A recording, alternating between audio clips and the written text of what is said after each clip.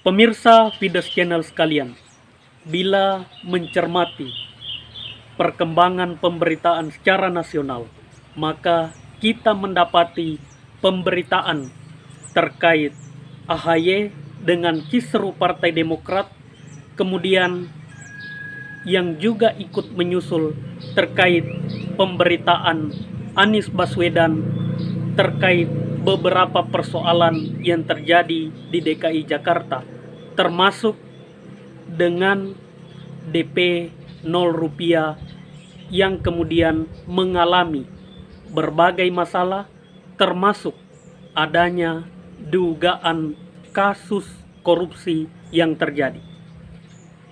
Bila kita melihat apa yang terjadi terkait pemberitaan terkait dua figur ini, satu AHY dengan pemberitaan Partai Demokrat yang mengalami kisru atau mengalami konflik internal yang akhirnya berbuah lahirnya dualisme kepemimpinan di Partai Demokrat, kemudian Anies Baswedan terkait masalah DP 0 rupiah yang terjadi penyalahgunaan sehingga diduga ada kasus korupsi yang terjadi di sana. Ketika kita membaca dan menyimak bagaimana perkembangan dua pemberitaan terkait dua figur ini secara nasional, kita bisa melihat bahwa ada berbagai pandangan yang menyatakan atau melihat, menganalisis lebih jauh terkait AHY, kemudian muncul semacam buzzer-buzzer yang menyatakan bahwa Presiden Joko Widodo harus memecat KSP Muldoko. Kalau kita melihat pernyataan ini, tentu kita bisa menganalisis apakah seorang KSP Muldoko dibatasi hak untuk berpartisipasi di dalam politik sehingga keterlibatannya di KLB yang terjadi di Sumatera Utara atau lebih tepatnya di Sibolangit mengharuskan seorang KSP Muldoko harus dipecat ataukah harus mundur dari jabatannya. Ini menjadi semacam analisis yang menarik. Kalau kita mengatakan bahwa KSP Muldoko merusak demokrasi ataukah merusak citra daripada pemerintah, maka perlu kita pahami bahwa bukankah di jajaran kabinet pemerintahan Jokowi Ma'ruf juga terdapat banyak politisi dan plus ketua partai politik seperti Bapak Prabowo Subianto. Beliau juga adalah ketua Partai Gerindra. Kemudian Bapak Erlangga Hartanto juga adalah ketua Partai Golkar. Sehingga salahkah atau bermasalahkah ketika seorang KSP Muldoko terlibat di dalam arena politik? Justru ketika kita menyatakan bahwa KSP Muldoko harus dipecat ketika terlibat di dalam ruang-ruang politik, justru kita akan mempertanyakan yang mana sebetulnya yang tidak demokratis. Membatasi ruang gerak seseorang untuk aktif di bidang politik ataukah aktif untuk menjadi pejabat publik, justru itu tidak demokratis ketika kita menghalangi seseorang. Sehingga secara alur berpikir kita akan menemukan bahwa pernyataan untuk memecat atau mendesak Presiden Joko Widodo untuk memecat KSP Muldoko karena terlibat di KLB Sibolangit yang terjadi, justru ini akan mencederai nilai-nilai demokrasi. Karena demokrasi memberikan ruang kepada siapa saja, termasuk kepada seorang KSP Muldoko. Sehingga kalau kita melihat persoalan ini, sebetulnya menjadi kepala staf kepresidenan, tentu seorang Muldoko dengan kinerjanya, Presiden Jokowi tentu akan menilai. Kalau memang KSP Muldoko tidak sesuai dengan prospek atau harapan dari Bapak Presiden, atau ada yang menjadi masalah, ada tugas-tugas terbengkalai dari seorang KSP Muldoko, tentu baru kita menyatakan bahwa Presiden harus memecat ataukah Presiden harus mengganti KSP Muldoko, karena tugas-tugasnya di KSP, Kepala Staf Kepresidenan, tidak dijalankan dengan baik. Masalahnya, KSP Muldoko aktif dan tentu dengan profesionalitas yang beliau miliki, beliau mampu menjalankan tugas-tugas sebagai Kepala Staf Kepresidenan. Terbukti bahwa Bapak Jenderal Purnawirawan Muldoko 2 kali ditunjuk menjadi Kepala Staf Kepresidenan. Ketika periode pertama Pak Jokowi bersama Pak JK, KSP Muldoko ditunjuk sebagai Kepala Staf Kepresidenan. Di periode kedua bersama Bapak Kiai Haji Ma'ruf Amin, beliau juga ditunjuk oleh Presiden Joko Widodo. Sehingga tidak mungkin rasanya seorang Bapak Jenderal Purnawirawan Muldoko akan ditunjuk 2 kali menjadi Kepala Staf Kepresidenan apabila tidak memiliki rekam jejak dan komitmen penuh di dalam menjalankan tugas. Pasti Pak Jokowi tahu kapasitas seorang Jenderal Purnawirawan Muldoko, sehingga wajar ketika Pak Jokowi memberikan peluang 2 kali menjabat sebagai Kepala Staf Kepresidenan. Sehingga kalau alasan ini kemudian keterlibatan beliau atau keterpilihan beliau di KLB Sibolangit Partai Demokrat, beliau terpilih sebagai ketua umum, kemudian publik mendesak seorang Bapak Joko Widodo untuk memecat atau mengganti KSP Muldoko, seharusnya suara yang sama juga disampaikan, disuarakan kepada Bapak Erlangga, karena dia juga terpilih sebagai Ketua Golkar, juga kepada Bapak Prabowo Subianto, karena beliau juga terpilih sebagai Ketua Gerindra. Ini tentu menjadi permasalahan yang coba diangkat oleh kalangan tertentu yang mencoba menjatuhkan kredibilitas seorang KSP Muldoko. Bukankah ketika Bapak Jokowi diminta untuk mengganti KSP Muldoko hanya karena keterlibatannya di KLB Sibolangit Partai Demokrat, itu menjadi masalah? Ini kan beliau sebagai warga negara yang tidak pernah dicabut hak politiknya, baik untuk dipilih maupun untuk memilih, sehingga wajar dan tidak ada masalah secara demokratis, tidak ada masalah. Itu dalam perspektif demokrasi. Kalau menurut yang lain mungkin akan menilai bahwa KSP Muldoko sudah membegal partai dan segala macamnya. Ini kan kisru internal Partai Demokrat. Tidak elok rasanya membawa kisru internal ke ruang publik. Seharusnya apa yang terjadi di tubuh Partai Demokrat diselesaikan secara internal. Apakah itu pembicaraan lebih jauh, pertemuan membahas itu, tentu ranahnya ranah internal.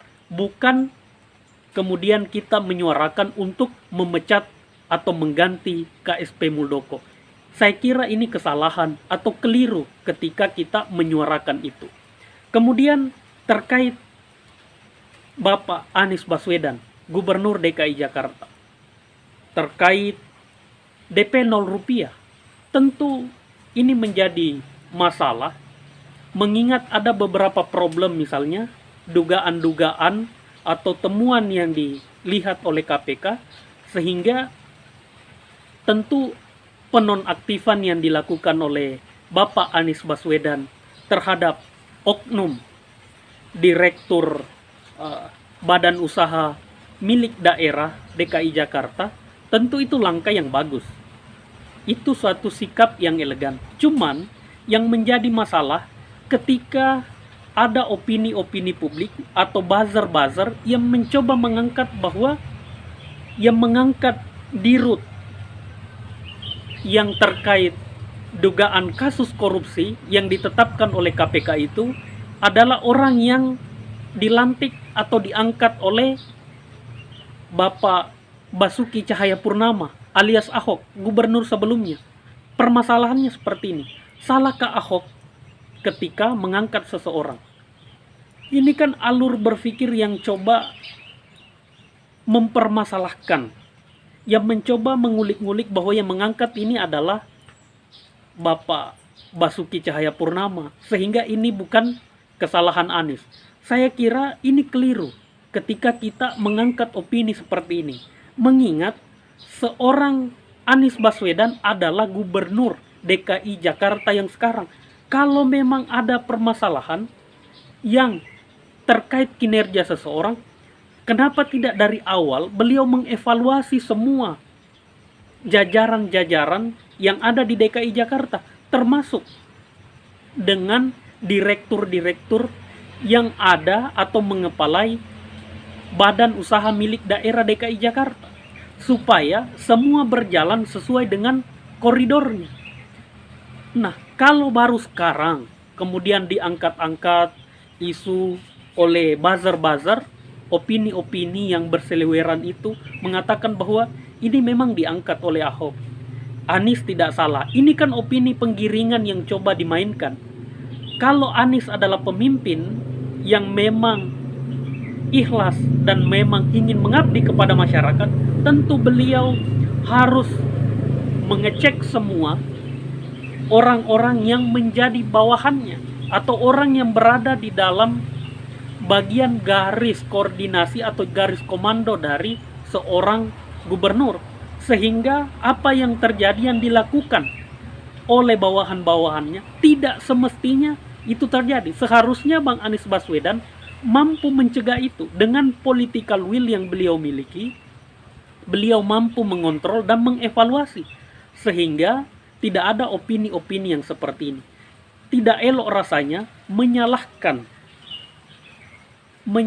sekali lagi, menyalahkan pemimpin yang sebelumnya.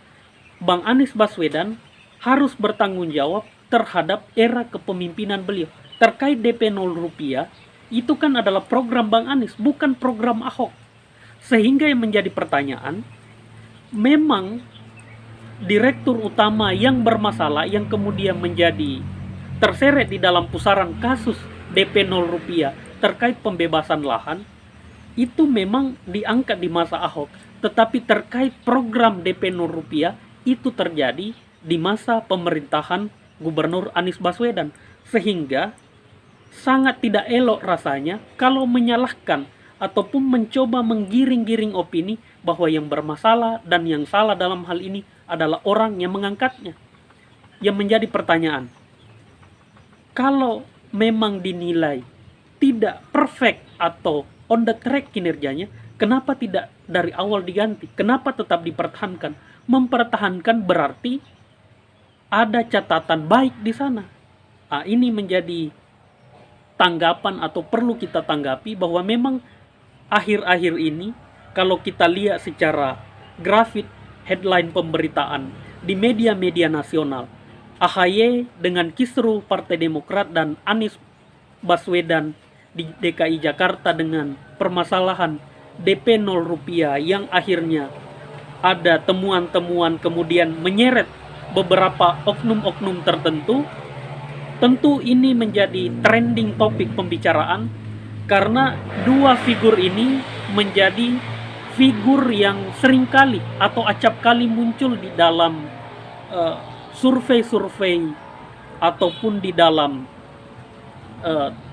pembicaraan-pembicaraan publik yang akan digadang-gadang bertarung di atau mewarnai Pilpres 2024, sehingga adanya permasalahan terkait internal Partai Demokrat yang dialami oleh Mas AHY, kemudian DP 0 rupiah dengan Bapak Anies Baswedan, tentu kita akan mengatakan bahwa kalau ini terus bergulir dan terjadi, maka trending terkait AHY dan Anies Baswedan senantiasa duet di dalam pusaran masalah. Jadi bukan duet untuk 2024, tapi AHY Anies duet di dalam pusaran masalah. Siapakah di antara kedua figur ini yang tetap bertahan hingga menuju 2024 atau tampil sebagai figur kandidat di 2024, kita saksikan perkembangan dan ikuti kelanjutan dari dua figur ini. Kami dari tim Fides Channel hanya memberikan perspektif. Apakah pemirsa sekalian memiliki perspektif yang lain, itu adalah hak kita untuk mengungkapkan pendapat. Tetapi kami senantiasa mengingatkan kepada kita semua bahwa marilah kita utuh dalam perspektif. Bukan karena kita ingin membela seseorang, kemudian kita mengangkat satu perspektif yang memang dari awal didesain secara simultan untuk menggiring opini publik, atau apakah suka atau tidak suka terhadap figur tertentu. Kita tidak menginginkan seperti itu. Mari kita nilai dan berikan perspektif kepada apapun yang terjadi, baik kepada dua figur yang kami sebutkan tadi, duet AHY Anies di dalam pusaran masalah. Tentu ada banyak perspektif yang bisa muncul, tetapi yang kami lihat di Fides Channel bahwa adanya opini-opini yang mencoba diangkat untuk melakukan penggiringan opini dengan tujuan menjatuhkan yang lain, kemudian mengangkat tokoh-tokoh yang lain. Ini saya kira bermasalah. Mari kita nilai mereka secara objektif, proporsional, sehingga perspektif yang kita berikan tidak menjatuhkan, tetapi kita lihat bahwa memang itulah yang terjadi. Sehingga permasalahan terkait yang dialami oleh dua figur yang kami sebutkan tadi, itu menjadi pembelajaran kepada kita semua bahwa menjadi tokoh publik artinya membuka diri terhadap kritikan, membuka diri terhadap penilaian dan opini publik yang lebih jauh. Salam Fides Channel, utuh dalam perspektif.